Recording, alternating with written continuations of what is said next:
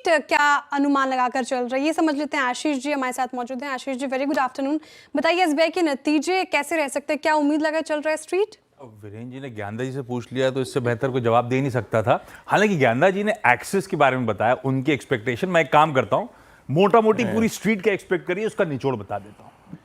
कल आने एसबीआई के नंबर्स थोड़ा सा वीकिश फ्रंट पे होगा इस बार का मार्च क्वार्टर का परफॉर्मेंस। एनआईआई साल दर साल 2.5% बढ़ेगा और मुनाफा करीब 8.5% कॉन्ट्रैक्ट कर रहा होगा। मार्जिन्स दरअसल एक्सपेक्टेड है Q4 में कुछ कॉन्ट्रैक्ट होंगे क्योंकि कॉस्ट ऑफ फंड्स बढ़ रहे होंगे, और प्लस आरबीआई ने वो जो रीसेंट रेपो रेट कट करा है उसका खामियाजा कुछ हद तक मार्जिन्स में देखने को मिलेगा। एसेट क्वालिटी के फ्रंट पे ज्यादातर ब्रोकरेजेस मानती हैं या तो एसेट क्वालिटी स्टेबल रहेगी या फिर इनफैक्ट सीक्वेंशियली थोड़ा सा इंप्रूवमेंट देखने को मिलेगा। ध्यान रखिएगा, लास्ट क्वार्टर के ग्रॉस एनपीएस 2.07 के थे और नेट एनपीएस करीब 0.53 टू बी प्रिसाइज। तो या तो ये नंबर्स या कुछ शेड इंप्रूवमेंट आप एक्सपेक्ट करिए।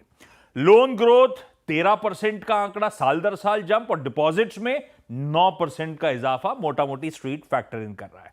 नजर कहां रहेगी? मैनेजमेंट की कमेंट्री FY26 के मार्जिन आउटलुक पे, क्रेडिट ग्रोथ पे, और ये जो रेपो रेट कट्स आए हैं, आने वाले हैं, उसका ओवरऑल बिजनेस पे, प्लस बैंक की रिटर्न ऑन इक्विटी को लेकर और कैपिटल एडिक्वेसी रेशियो को लेकर क्या व्यू बनता है। इससे याद आया, ना सिर्फ रिजल्ट्स, कल जब बैंक की बोर्ड बैठक हो रही होगी तो दरअसल FY26 के लिए इक्विटी फंड रेजिंग पर भी बैंक का बोर्ड विचार कर रहा होगा। तो हो सकता है कोई एफपीओ के जरिए, राइट इशुएंस या क्यूआईपी के थ्रू फंड रेजिंग के एसबीआई तैयारी भी कर रहा होगा।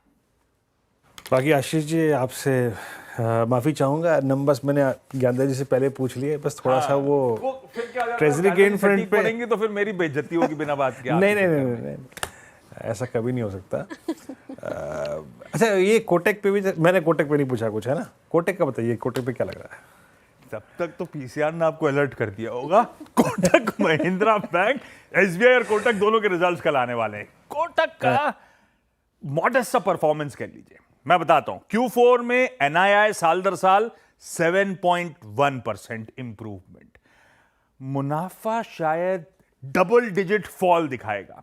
मैंने कोई एस्टिमेट नहीं रखा है क्योंकि स्ट्रीट बहुत डिवाइडेड थी।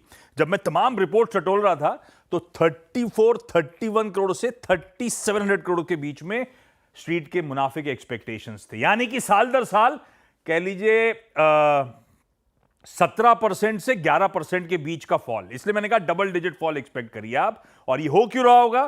क्योंकि प्रोविजनिंग, और सबका अलग अलग आंकलन है, पर प्रोविजनिंग के चलते प्रॉफिट्स में दिक्कत आएगी। यहां पर एनआईएम्स शायद साल दर साल 40-50 बेसिस पॉइंट्स और क्यू ऑन क्यू 20 से 30 बेसिस पॉइंट्स करेक्ट कर रहे होंगे, कॉन्ट्रैक्ट कर रहे होंगे, गिर रहे होंगे, क्योंकि रेपो रेट कट इनके मार्जिन्स को हिट करेगा। ध्यान रखिए, कोटक की लोन बुक का लार्ज पार्ट लिंक्ड है फ्लोटिंग इंटरेस्ट रेट से, इसलिए इनके लिए दिक्कत ज्यादा हो जाती है।